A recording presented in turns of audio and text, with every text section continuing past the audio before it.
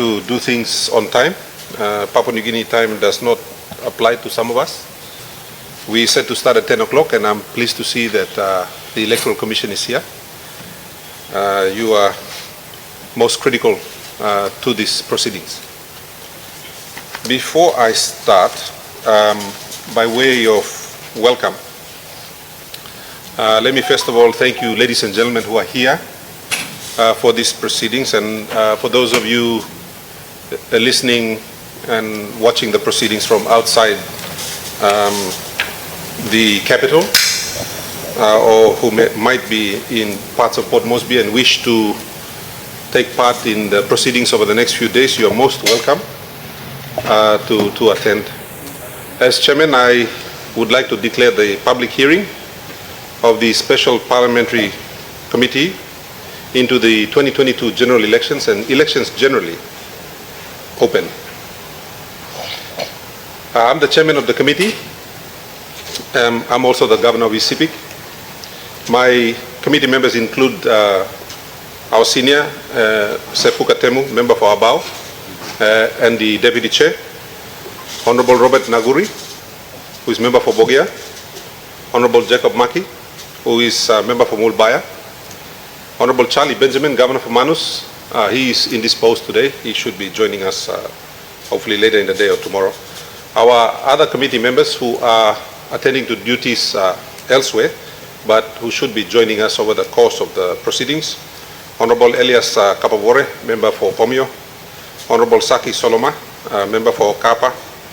Honorable Stephen Pim, member for Tambul Nebilia. Day, yeah? Okay, my apologies, member for Day. And Honorable Keith Iduhu, member for Hiri Koyari.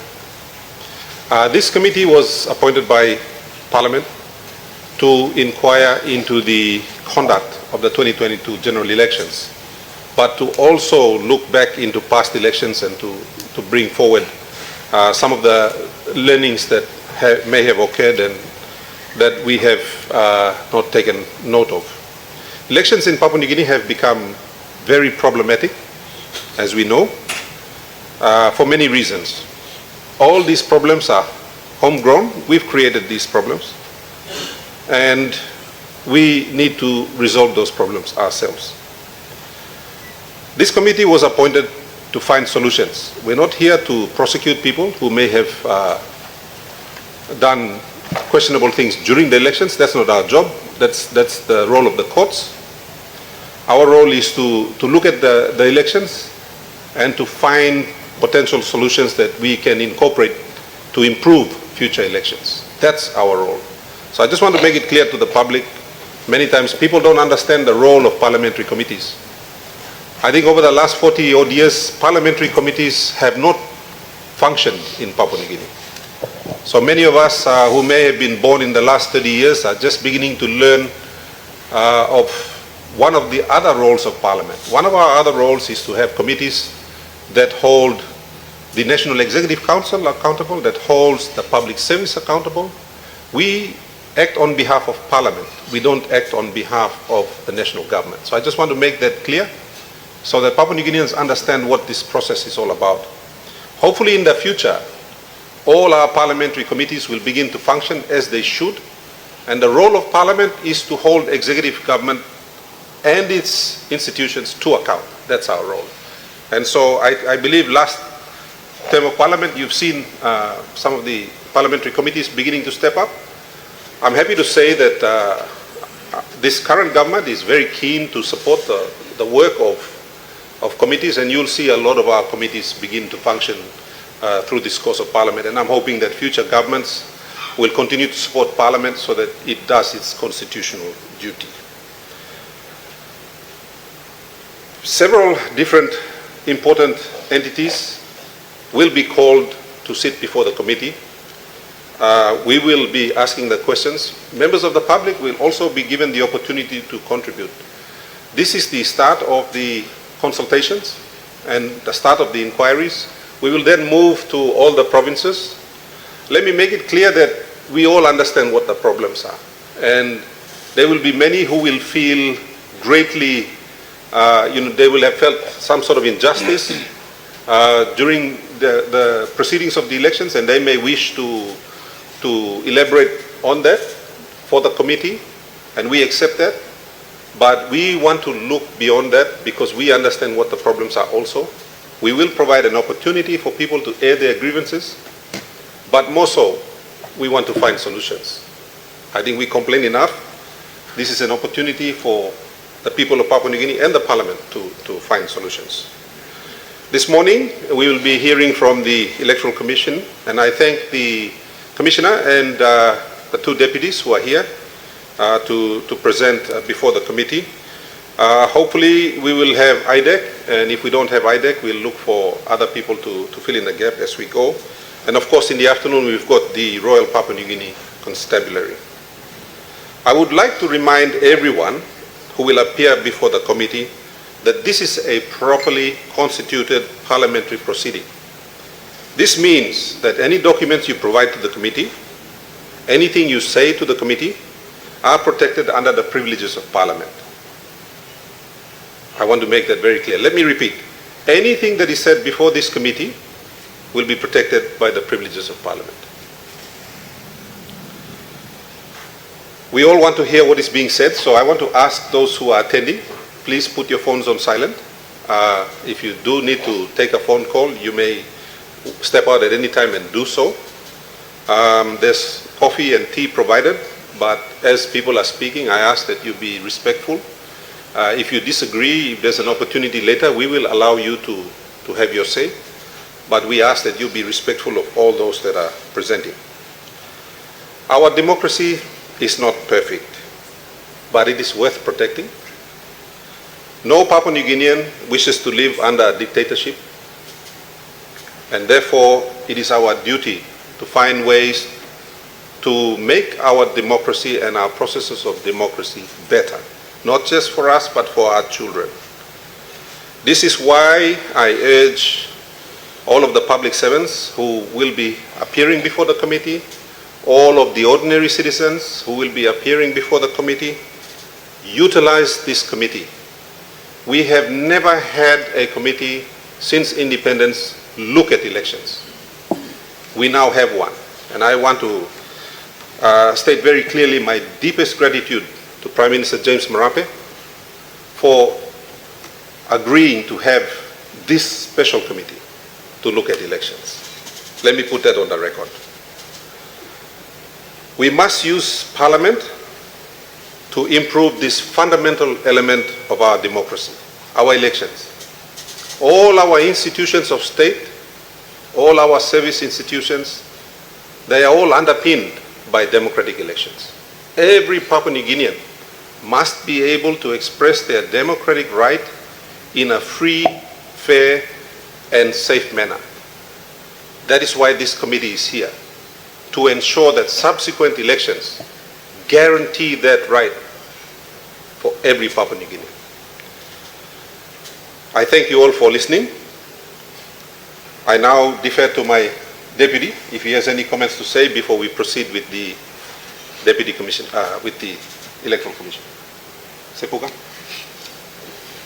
Thank you, Chairman. Members of the committee, the electoral commissioner and the team, and members of the public, and those who are viewing or listening throughout our beautiful country. Welcome to this important committee's beginning today. Some of you may have heard my comments through the radio last week.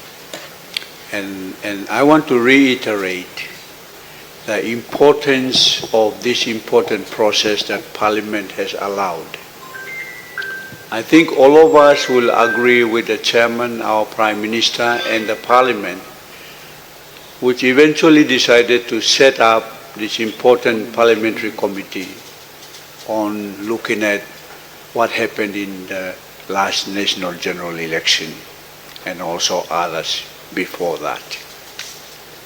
Let me firstly say that we as a nation actually have never had a failed election.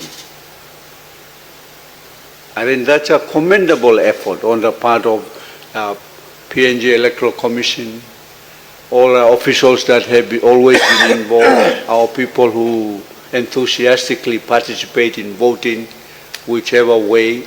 But let us also look at the positive side of things. And one thing that I can say with confidence is that as a young democracy, we have never failed an election.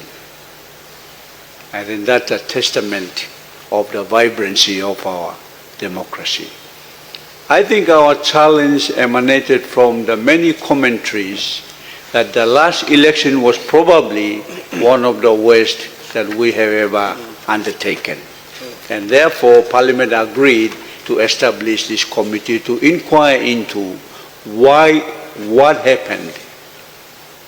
And therefore, the important agencies, both of state and French, will be asked to come. And I'm really happy that we have already attended right on time. 10 o'clock we have begun, and I'm really thankful to the chairman who has started us on time. And also thank you to the Electoral Commissioner and the team, the two directors, three directors that are here, and those of you who are here. I'm very, very pleased. And the last point that I want to raise is, for those of you who are listening out there, you may have heard that the written statements that you want to present to the committee, time limit was given, but we want to say that we want you to continue to submit your written requirements, particularly recommendations. I think we are all aware of the many, many issues, but we really want to hear what you believe should be the way forward. What are the improvements that we need to undertake in the many, many of the areas, common role, campaigning, voting, counting, under the LPV system. How have we experienced LPV system? We've had 4 elections on LPV system now. Good experience, 20 years of experience. And many of you out there listening and watching, you have many other experiences. So even if you don't come here, and hopefully we will see you when we visit the regions in March and April, but please continue to submit it. And what we have agreed in our discussions was, please, if you can submit your written statements by April, preferably by end of March, because we will want to record everything, and your contribution will be recorded, and then the committee will present a report hopefully by June, July. So that's a target. So we would require, I would take the key from the chairman, we request everyone in this country to please feel free to send in your observations and recommendations to the committee. Because only we can then at the end of the day say, this is what the people wanted. This is what the people want. These are the changes that the people want to see. And beginning in the, maybe if we are fast enough, beginning in the LLG elections or some of the by-elections, but focus mainly on the 2027 elections. God bless every one of you. Thank you everyone for coming, and we look forward to participate, all of you participating with the committee. Thank you, Chairman. Thank you, Sepuka. Honorable Naguri, do you wish to add anything? No, Chairman. Honorable Maki? As we go through, we'll make comments. Okay. We can give a chance to Commissioner. Thank you, members. I will now proceed straight to the Electoral Commission. Before you speak, sir, I want to assure you that we are in receipt of your written presentation. So I would ask you to speak broadly on these issues, but particularly focusing on things like the common role, which people are worried about. As we know, the voter rolls were problematic in these elections. I think they were problematic in past elections as well. Speak also about some of the concerns that the public may have had in relation to things like counting of votes, things like your logistics, those kinds of things, which are already in this report. And then just to focus on what you think. We might all have our views about how the election should run, but you people are the ones that have the most experience about running elections. It's your bread and butter. So I think you would be more aware of the solutions, of potential solutions, than perhaps those of us who just come in and participate every 5 years. So these are the sorts of things that I'd like to hear from you. And of course, as you do your presentation, I'm expecting that it will be a dynamic event. So as you present, and if members have questions, I would like the members to pose those questions to you so that we can improve our understanding of what it is that you're presenting to us. Thank you very much. Commissioner Sinai, I now give you the floor.